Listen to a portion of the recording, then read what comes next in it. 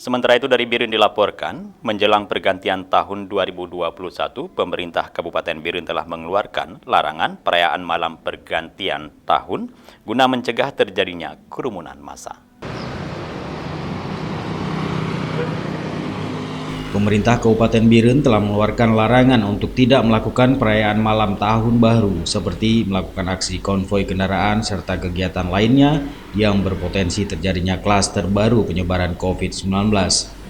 Terkait hal ini, pihak kepolisian Resort Birun dan petugas gabungan lain sudah disiagakan di tempat yang berpotensi kerumunan warga saat malam pergantian tahun. Wakapolres Birun Kompol Adli menghimbau masyarakat untuk tidak melakukan perayaan yang bersifat euforia.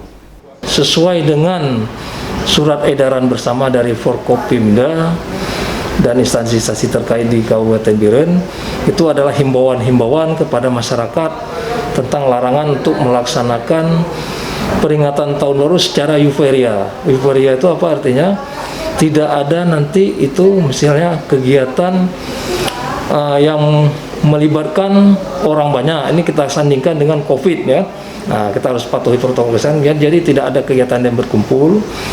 Kemudian tidak ada kegiatan seperti trompet, kemudian arak-arakan jalan yang dilaksanakan masyarakat dalam menyambut tahun baru.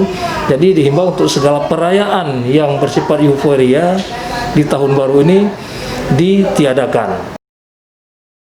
Pada malam pergantian tahun ini, masyarakat Birun diimbau untuk berada di rumah guna menghindari kerumunan dan tetap mematuhi protokol kesehatan karena penyebaran COVID-19 di Birun masih tinggi.